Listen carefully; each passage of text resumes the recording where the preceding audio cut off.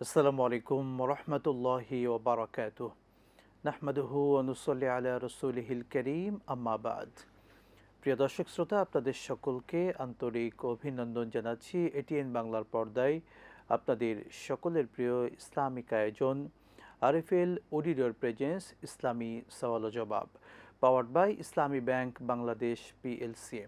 সুন্দর এই অনুষ্ঠানে আপনাদের সাথে আছি আমি আল আমিন খান, এবং আপনাদের মাসালার জবাব দেওয়ার জন্য আমাদের স্টুডিওতে আমন্ত্রিত হয়েছেন আপনাদের সকলের পরিচিত মুখ খ্যাতিমান আলেম দ্বীন শেখ ডক্টর শহীদুল ইসলাম বারাকাতি হাফিজাহুল্লাহ। আসসালামু আলাইকুম ওরহমতুল্লাহি ওবারাকাতুহু। ওয়ালাইকুম আসসালাম ওরহমতুল্লাহি ওবারাকাতুহু। শেখ, কেমন আছেন? আলহামদুলিল্লাহ, আপনি ভালো? আলহামদুলিল্লাহ, আপনাকে আন্তরিক অভিনন্দন জানাচ্ছি আজকের আয়োজনে। হাইয়াকুমুল্লাহ, শুকরান। আমিন। দর্শক শ্রোতা, আমাদের কাছে যে কোনো বিষয়ে জানতে চাইলে স্ক্রিনে দেখানো নাম্বারে ফোন করুন। আমাদের সম্মানিত শেখ আপনাদের মাসালার জবাব দেবেন ইনশা আল্লাহ তাআলা। আমরা প্রথমেই দর্শককে যুক্ত করছি। আসসালামু আলাইকুম, কে আছেন নাম বলে প্রশ্ন করুন। বলুন দর্শক। হ্যাঁ, আমার ওয়াইফ অসুস্থ ছিল 8 মাস যাবত। ক্যান্সার পেশেন্ট ছিল, মারা গেছে গত 22 থেকে। তাদের যে কাজা নামাজের জন্য আসলে কিভাবে কাফারাটা দিতে পারি, এখন সেক্ষেত্রে কি করণীয়? আর দ্বিতীয় প্রশ্ন হচ্ছে কবর জিয়ারতের সঠিক নিয়ম কি, একটু যদি এটা একটু বলতেন। বুঝতে পেরেছি ভাই, আপনি যুক্ত থাকুন, শেখ বলবেন।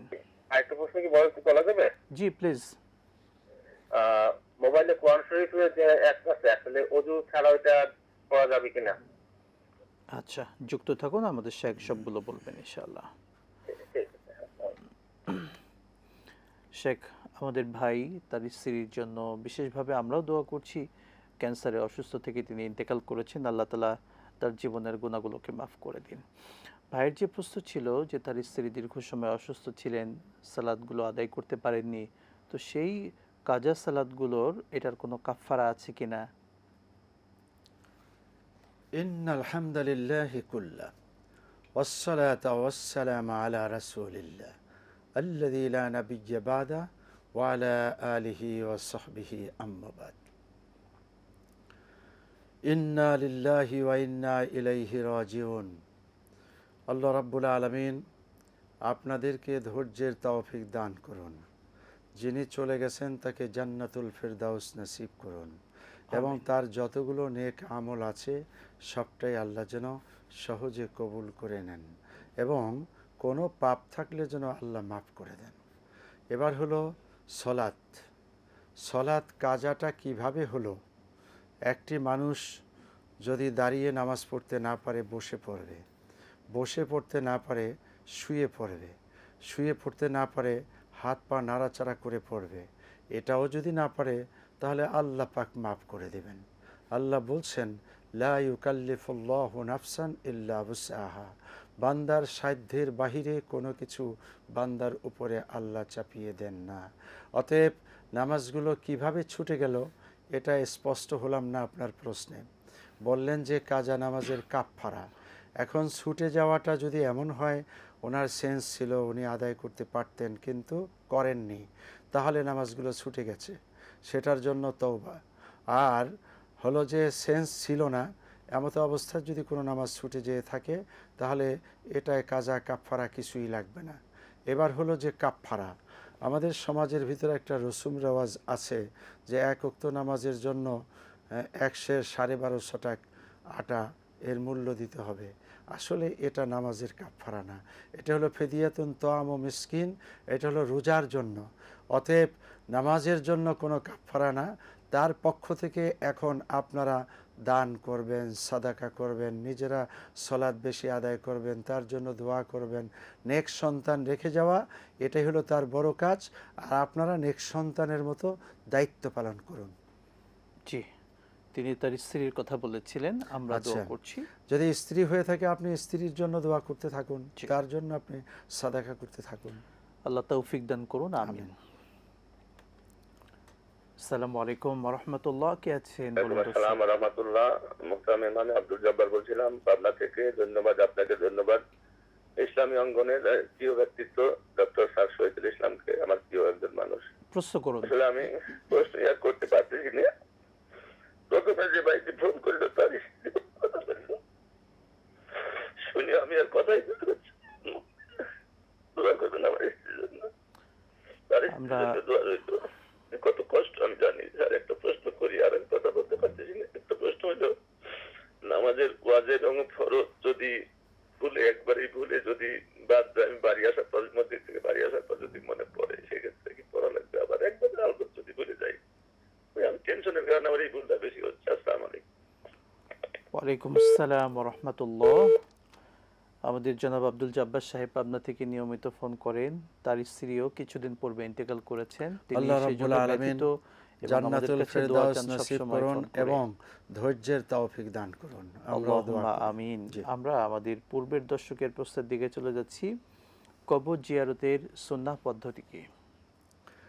কবরের আশেপাশে যেখানে দাঁড়ানো যায়, কবরের যত নিকটে যাওয়া যায় ভালো।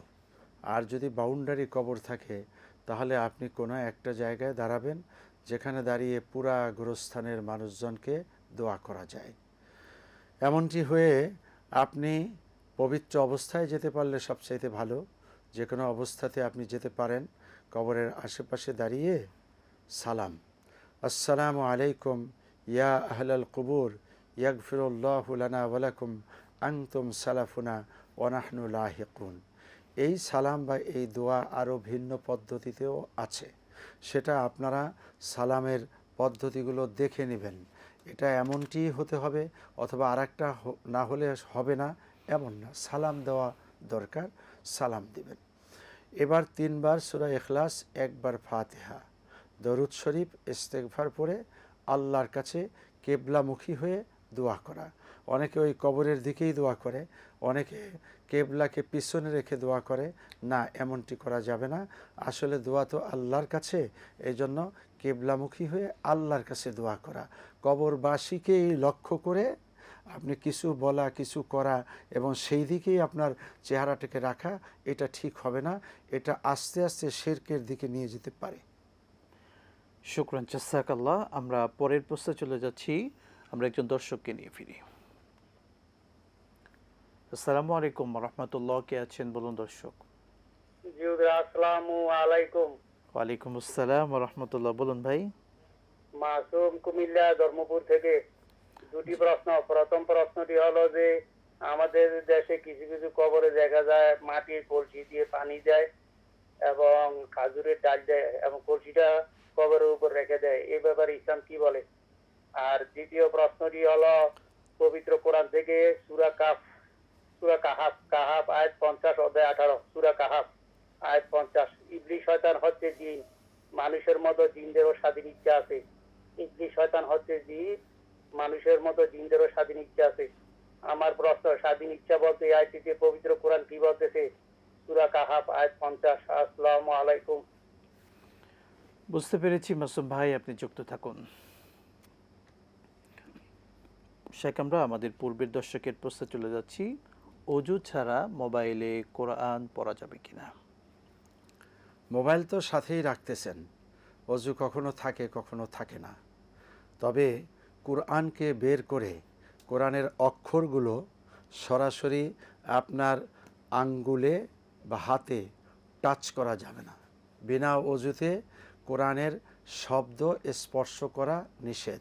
আল্লাহ সুবহানাহু তাআলা বলছেন, লা ইয়ামাসসুহু ইল্লাল মুতাহহারুন। বিনা অজুতে কোরআনের শব্দ স্পর্শ করা যাবে না। এবার হলো যে পড়া। আপনি হয়তো মোবাইলের ডান বাম স্ক্রিনে টাচ না করে যদি আপনি যে অংশ ধরলেন সেখানে কোরআন নেই, তাহলে আপনি পারবেন। আর তেলাওয়াত তো আপনি যখন তখনই করতে পারেন। আপনি হাঁটতে, চলতে, বসতে যে কোনো সময় কোরআন তেলাওয়াত করতে কোনো বাধা নেই। মুখস্থ যদি থাকে খুবই ভালো। আর যদি মুখস্থ না থাকে তাহলে আপনি এমন পদ্ধতিতে ধরবেন যাতে কোরআন সম্মান পায়। জাযাকাল্লাহু খায়রান। আল্লাহ বোঝার তৌফিক দিন, আমিন। পরের প্রশ্ন ছিল, আমরা একজন দর্শককে নিয়ে নিচ্ছি। আসসালামু আলাইকুম, কে আছেন? প্রশ্ন করুন দর্শক। ওয়ালাইকুম আসসালাম ওয়া রাহমাতুল্লাহি ওয়া বারাকাতুহু। আমি উত্তরা থেকে বলছি। আমার একটা প্রশ্ন। জি। প্রশ্নটা হলো যে ফজরের নামাজের পর সূর্য ওঠার আগে 10 বার দরুদ শরীফ পড়ার কথা বলা হচ্ছে এবং আসরের রক্ত শুরু হলে সূর্য ডোবার আগে 10 বার দরুদ শরীফ পড়ার কথা বলা হয়েছে। এখন আমি যদি এই সময়টাতে আরো অতিরিক্ত দরুদ শরীফ পড়তে চাই তাহলে কখন পড়বো? জীবন আপনি পড়তে 10 পারবেন। বারের একটু 10 বার করে তো পড়তে বলা হয়েছে সূর্য ওঠার আগে এবং সূর্য ডোবার আগে আসরের ওয়াক্তে। এটা সুন্নাত বলা হয়েছে। মানে আমি যদি এই সময়ে আরো অতিরিক্ত যদি পড়তে চাই, আমরা বুঝতে পেরেছি 10 আপনার বারের বেশি কথা। যদি আরো 100 বার বোন, যতটা আমার সাধ্যে কুলালো, বুঝতে পেরেছি তাহলে সেটা কখন পড়বো? এই আপনি- ওয়াক্তের মধ্যে। আচ্ছা, আপনি যুক্ত থাকুন, আমাদের শেখ বলবেন, আপনি অপেক্ষা করুন। শেখ, আপনি আমাদের বোনের প্রশ্নের অ্যান্সারটি আগে দেবেন। তিনি দরুদ শরীফ পড়ার কথা বলছিলেন, যে যদি খুবই একটু বেশি ভালো। বলতেন। আপনি আরও বেশি পড়তে চাইলে কোনো বাধা নেই তো, আপনি 10 বার তো পড়বেন। এরপরে আপনি এই সময়ের মধ্যেই আরও যদি বেশি পড়ার সুযোগ থাকে তাহলে এই আমল অধিক পরিমাণে করতে কোনো বাধা নেই। আপনি কি বলতে চেয়েছেন সেটা বুঝিনি, তবে এতটুকু বুঝছি আপনি আরও বেশি পড়তে চান এই সময়ের মধ্যেই। আর দরুদ পড়তে সাইয়্যিদুস সালাত আল্লাহুম্মা সাল্লি আলা মুহাম্মাদিন ওয়া আলা আলি মুহাম্মাদিন কামা সাল্লাইতা আলা ইব্রাহিম ওয়া আলা আলি ইব্রাহিমা ইন্নাকা হামিদুম মাজিদ আল্লাহুম্মা বারিক আলা মুহাম্মাদিন ওয়া আলা আলি মুহাম্মাদিন কামা বারাকতা আলা ইব্রাহিম ওয়া আলা আলি ইব্রাহিমা ইন্নাকা হামিদুম মাজিদ। এই দরুদ পড়বেন। আপনারা চটি বইতে বিভিন্ন রকমের দরুদ খুঁজে পাবেন, সেগুলিতে আমল করবেন না। আল্লাহ পাক দরুদ পড়েছেন, ফেরেশতাগণ পড়েছেন, এবার আমাদেরকে পড়ার নির্দেশ দিয়েছেন, পড়ুন বেশি পরিমাণে, কোনো অসুবিধা নেই। জি, আল্লাহ বুঝার তৌফিক দান করুন, আমিন। দর্শককে নিচ্ছি। আসসালামু আলাইকুম, কে আছেন দর্শক? প্রশ্ন করুন। ওয়ালাইকুম আসসালাম। হুজুর, আমি ফরজ নামাজের বলুন, শুনছি। আমি প্রশ্ন করতে চাচ্ছি যে ফরজ নামাজের পর সূরা ইয়াসিন কি ওটা পড়া কি আমল? আচ্ছা, বুঝতে পেরেছি, আপনি যুক্ত থাকুন। ওই সময় যদি আমি কোরআন শরীফ না পড়ে যদি পড়ি তাহলে কি সওয়াব হবে? ইনশাআল্লাহ সওয়াব হবে। এরপরে আমাদের শেখ বলবেন, আপনি যুক্ত থাকুন আচ্ছা ইনশাআল্লাহ। প্রিয় দর্শক মণ্ডলী, এটিএন বাংলার পর্দায় আপনারা উপভোগ করছিলেন আপনাদের প্রিয় অনুষ্ঠান আরএফএল অডিটর প্রেজেন্স ইসলামী সওয়াল ও জবাব, powered by Islami bank Bangladesh PLC. সময় হলো একটি ছোট্ট বিরতির, সঙ্গেই থাকুন, ফিরছে ইনশাআল্লাহ।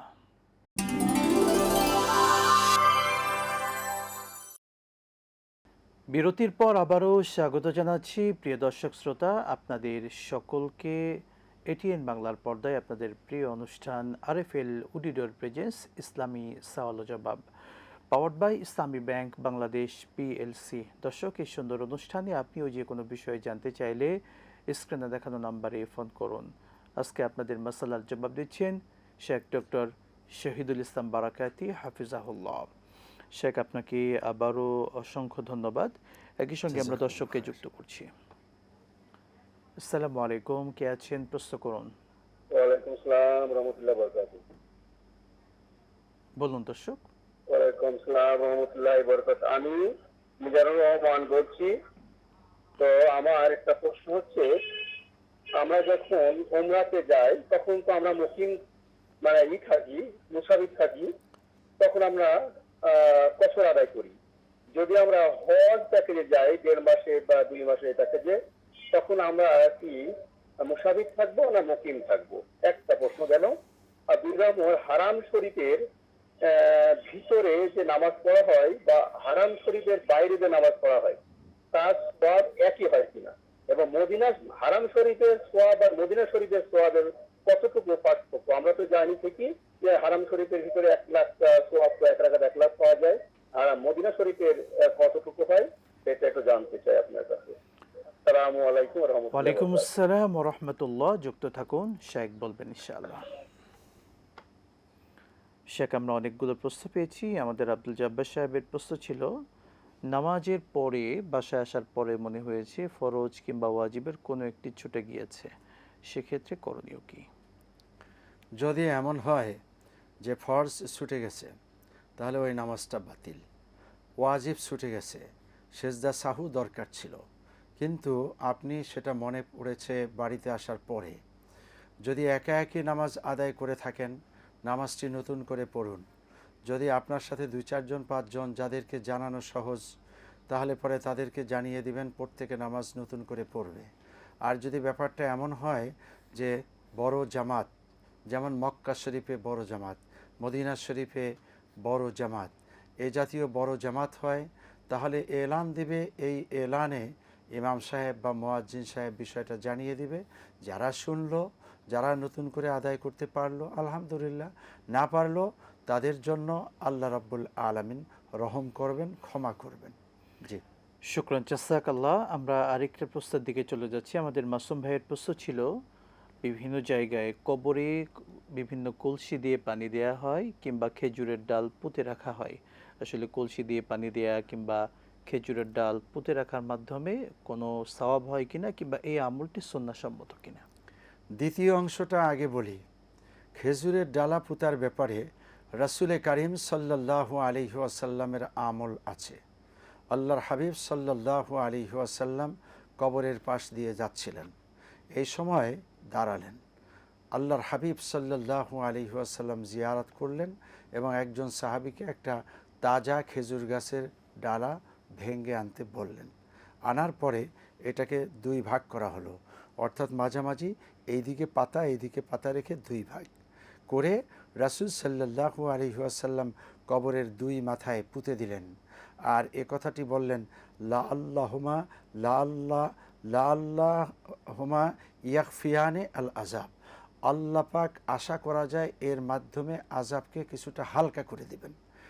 তাহলে পরে এই যে গাছের ডালা জিকির করে, এরই মাধ্যমে কিছু ফায়দা হতে পারে, সে কারণে রাসূল এই আমলটি করেছেন। বাকি কলসি দিয়ে পানি দেয়া আর কলসি রেখে দেয়া, এটা সুস্পষ্ট শিরক, বেদাত না শিরক। এমনটি করা যাবে না। সেখানে কলসির প্রতি কোনো একটা ভক্তি বা কলসির মাধ্যমে পানি দেওয়া হলো, এই পানিতে ওনার উপরে রহমত নাজিল হবে, বাহিরের থেকে আযাব আসবে না, এই ধরনের একটা আকীদা পোষণ করার কারণে এমনটি করছে। এটা করা যাবে না, হারাম। আল্লাহ বোঝার তৌফিক দান করুন, আমিন। আসসালামু আলাইকুম, কে আছেন? নাম বলে প্রশ্ন করুন। আমি সিরাজগঞ্জ থেকে সাইদুল বাড়ি বলছি। বলুন। আমি 3টা প্রশ্ন করতে চাই। জি বলুন দর্শক। 1 নম্বর প্রশ্ন,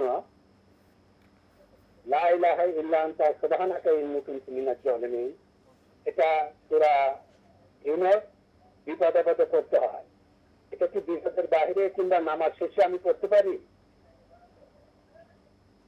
2 নম্বর প্রশ্ন, আমরা যে নামাজ শেষে ডানি বায়ে সালাম ফিরাই, এই সালাম কাকে দেওয়া হয়, মুসলিমকে না ফেরেশতাকে?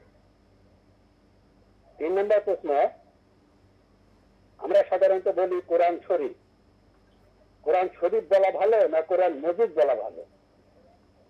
আশা করি 3টা প্রশ্নের উত্তর দিবেন। বুঝতে পেরেছি, আপনি যুক্ত থাকুন, ইনশাআল্লাহ আমাদের শায়েখ জবাব দেবেন।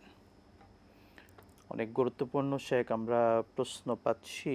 আমাদের একজন দর্শকের প্রশ্ন ছিল, ফরজ নামাজের পরে সূরা ইয়াসিন পড়ার বিষয় নিয়ে তিনি একটু জানতে চাচ্ছিলেন যে সূরা ইয়াসিন ফরজ নামাজের পরে না পড়ে যদি অন্য সময় পড়েন, একজন মা বলছিলেন, সেক্ষেত্রে সওয়াব পাওয়া যাবে কি পাওয়া যাবে না? ফরজ সালাতের পরে রাসূলে কারীম সাল্লাল্লাহু আলাইহি ওয়াসাল্লাম করেছেন যা, আমরা করব তা। রাসূল ডানে বামে সালাম ফিরিয়েই পড়তেন আস্তাগফিরুল্লাহ আস্তাগফিরুল্লাহ 3 বার, আল্লাহুম্মা আনতাস সালাম 1 বার, আশহাদু আল্লা ইলাহা ইল্লাল্লাহ এই দোয়াটি পুরা 1 বার।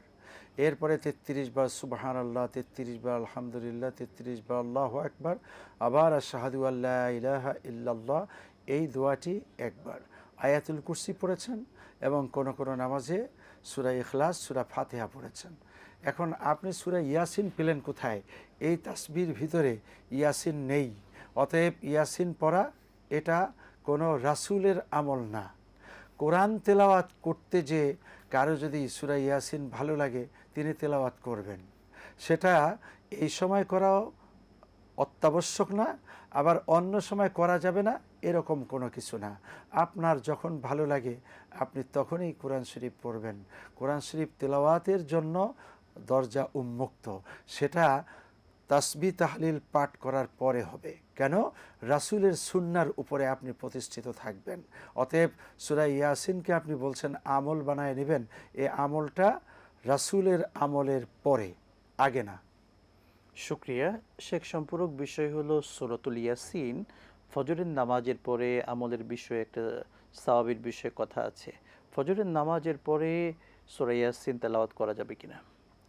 কোনো বাধা নেই, যে কোনো নামাজের পরেই করতে হবে, করা যাবে। কিন্তু আপনি আগে তাসবিহগুলো যা সুন্না পড়ে নেবেন, তারপরে আপনি সূরা ইয়াসিন পড়বেন এবং সূরা কাহাফ পড়বেন, আস্তে আস্তে সূরা কাহাফ মুখস্থ করবেন। এই নিয়ে কোনো বাদ বিতণ্ডায় জড়িত না হয়ে আসলে তেলাওয়াতের অভ্যাস করা, চর্চা করা, এটা ভালো। শুকরান, জাযাকাল্লাহ। আসসালামু আলাইকুম, কে আছেন? নাম বলে প্রশ্ন করুন। ওয়ালাইকুম আসসালাম। হুজুর, আমি ঢাকা বাড়িগড়া থেকে বলছি। জি দর্শক বলুন। বলছিলাম হুজুর, সমাজে যারা জুলুমবাজ, ধোঁকাবাজ, তাদের হালাল টাকা মসজিদ মাদ্রাসায় নেওয়া যায়, এটা প্রচার আছে। হুজুর, তারা হালাল টাকা দিয়ে মসজিদ দিতে দাপন দেখায়, ইমামদেরকে নিয়ন্ত্রণ করে। ইমাম সাহেবের যদি হক কথা বলেন চাকরি নষ্ট করে দেয়, এই ধরনের প্রমাণ অনেক আছে। হুজুর, এর সমাধান হবে যে তাদের হালাল টাকাও নেওয়া যাবে না, এতে যে মসজিদের ইনকাম কমে যায় তাও ভালো। এর ব্যাপারে কোরআন হাদিস কি বলে, আপনাদের মতামত জানাবেন? ধন্যবাদ। আচ্ছা, আপনি যুক্ত থাকুন, আমাদের শেখ বলবেন। প্রিয় দর্শক শ্রোতা, এটিএন বাংলার পর্দায় আপনারা উপভোগ করছিলেন আরএফএল অডিটর পেজেস ইসলামী সওয়াল ও জবাব, powered by Islami bank Bangladesh PLC. সময় হলো ছোট্ট বিরতির, সঙ্গেই থাকুন, ফিরছি ইনশাআল্লাহ।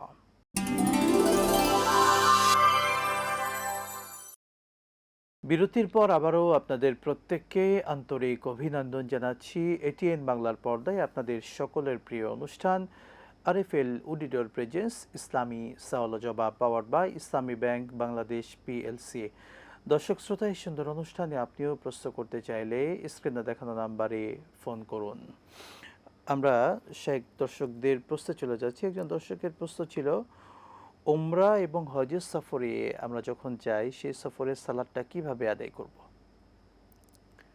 যে কোনো সফরে আপনি যদি 74.34 কিলোমিটার রাস্তায় যাবেন বা তার চেয়ে দূরত্বে যাবেন, আর হলো যে আপনি 15 দিনের কম সময় থাকবেন, এমন নিয়াতে বের হলে আপনার এলাকা ত্যাগ করার পরের থেকে আপনি মুসাফির, তখন আপনার নামাজ পড়তে হবে 4 রাকাতের জায়গায় 2 রাকাত।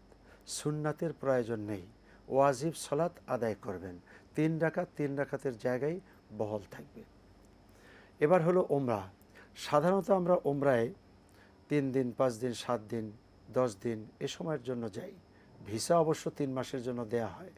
যদি আপনি 15 দিনের বেশি মক্কা শরীফে অবস্থান করবেন, আপনি নিয়াত করছেন যে মক্কাতুল মুকাররমায় আপনি থাকবেন 20 দিন, তাহলে আপনি ওখানে পৌঁছে যাওয়ার পরে মুকিম হয়ে যাবেন, পূর্ণ নামাজ আদায় করবেন।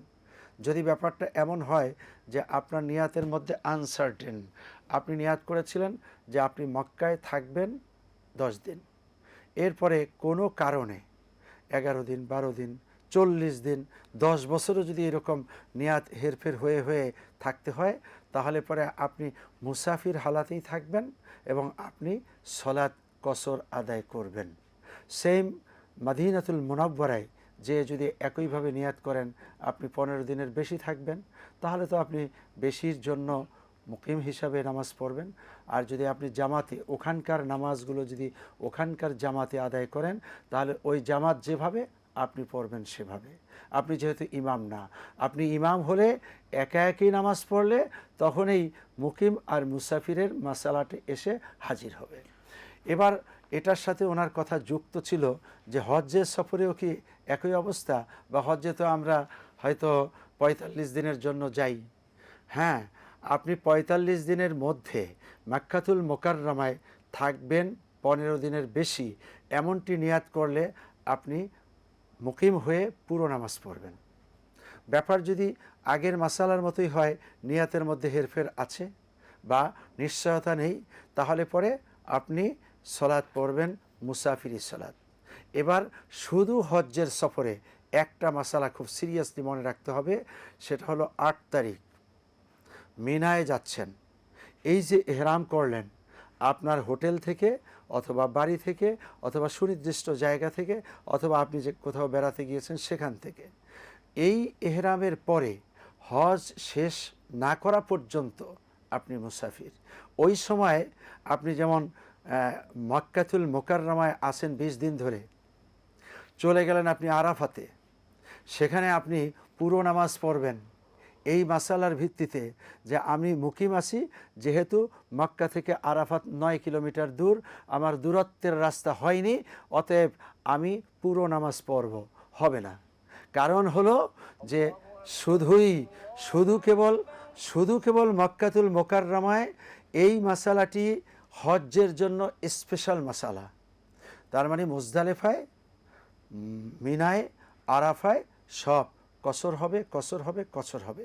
এমনকি দুটি নামাজ একটার পরে পরে, যেমন জোহরের নামাজ একটা আজান হবে, একামত হবে, জোহর হবে মাত্র 2 রাকাত, আবার একামত হবে, আসর হবে 2 রাকাত, অ্যাডভান্স এখানে পড়ে নেবেন। আর মুজদালেফায় এসে আজান হবে, মাগরিবের সালাত আগে হবে, আবার একামত হবে, এশার সালাত 2 রাকাত, ভিতর সালাত হবে। এই পদ্ধতি শুধু কেবল হজ্জের জন্য প্রযোজ্য, এটা মনে রেখে চলতে হবে। আল্লাহ বুঝার তৌফিক দান করুন, আমিন। শেখ, হজের সফর গিয়ে সুন্নত এবং নফলের ক্ষেত্রে কেউ চিন্তা করেন আমি তো রিল্যাক্সে আসছি আমল করার জন্য, এখন সুন্নত নফল আদায় করতে চাই, সেক্ষেত্রে বিশেষ করে ওমরা সফরে, যেহেতু মক্কায় ওমরা সফরে আমাদের 14-15 দিনের জন্য যেয়ে থাকেন, হয়তো মক্কায় 7 দিন, মদিনায় 7 দিন থাকছেন, এই ক্ষেত্রে সুন্নত বেতেরগুলো যদি পড়তে চান, বিশেষ করে সুন্নার কথা, সুন্নত এবং নফল নামাজ, সেটা পারবেন কিনা? তখন 7 দিনে আপনি মুসাফির, সুন্নাতের দরকার নেই। নওয়াফেল এটা করা যাবে। নফল হলো অতিরিক্ত সলাৎ। আপনি বাসার মধ্যে আছেন, হোটেলের মধ্যে আছেন, অথবা এক আত্মীয়র বাসায় বেড়াতে গিয়েছেন, তখন আপনি 2 রাকাত, 5 রাকাত, 10 রাকাত যা পারলেন আপনি অতিরিক্ত সলাৎ আদায় করতে কোনো বাধা নেই। তবে মনে রাখতে হবে যে ফরজের পরে, ওয়াজিবের পরে শ্রেষ্ঠ ইবাদত হলো বাইতুল্লাহ তাওয়াফ করা। এই তাওয়াফে আপনি যত বেশি সময় দিতে পারেন, কাবার দিকে তাকিয়ে থাকবেন, এতেই আপনার সওয়াব বেশি, এতে আল্লাহ পাক গুনাহসমূহ মাফ করে দেবেন। আর রাসূল করিম সাল্লাল্লাহু আলাইহি ওয়াসাল্লামের কাছে যে যত বেশি পারা যায় রাসূলকে জিয়ারাত করা, রাসূলকে সালাম জানানো, সেক্ষেত্রে আবার চুমু খাওয়ার চিন্তা করবেন না, দোয়া করবেন আল্লাহর কাছে। শুকরান, জাযাকাল্লাহ। হাইয়াকুমুল্লাহ। আসসালামু আলাইকুম ওয়া রাহমাতুল্লাহ। কে আছেন বলুন দর্শক?